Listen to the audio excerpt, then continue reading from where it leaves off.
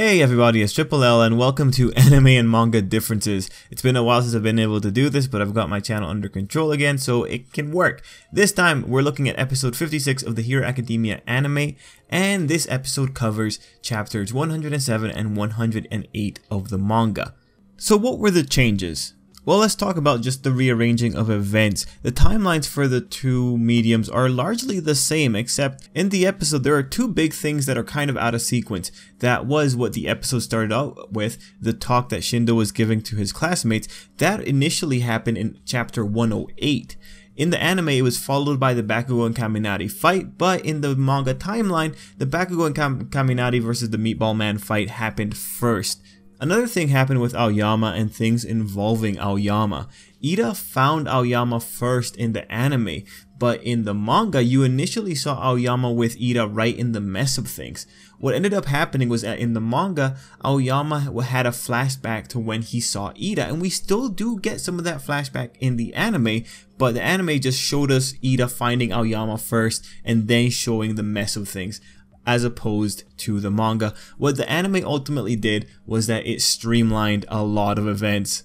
There were a few more changes and expansions of material going on with the episode. For one, during the Izuku and Sero and Ochako little trap that they came up with, there was extra material of Sero being carried off by Izuku. A pretty interesting little thing there. It just gives Sero a few more lines than he got in the manga.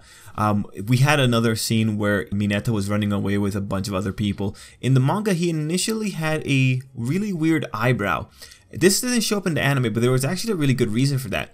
This eyebrow came out as a special event that was going on in Shonen Jump at the time. At the time, a certain manga that featured a policeman with a very, very distinct eyebrow had just ended, so what ended up happening was that the authors put little Easter eggs in their chapters for that week. It wasn't just Hero Academia that had this eyebrow. Now, if the eyebrow had made it into the anime, it could have easily have been explained as someone's quirk affected Mineta. It wasn't there though. It's not a really big deal, but it would have been cool to see it there, but it would have been so out of context. Why have it, right?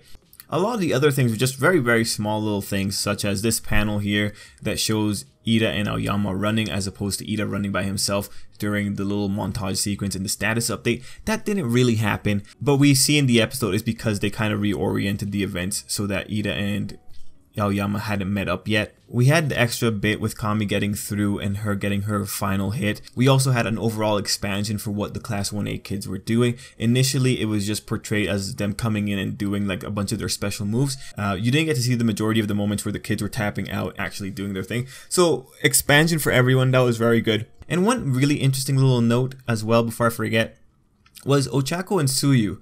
In the manga, this was initially what Tsuyu had said. She had said a general statement to the rest of the people that came in. In the anime, she was specifically addressing Ochako, and that scene really just makes it seem like they're friendlier. This is really good because Ochako and Tsuyu end up working together a lot in the future, so the anime is making it seem more natural with giving Tsuyu, I guess, more attention with Ochako.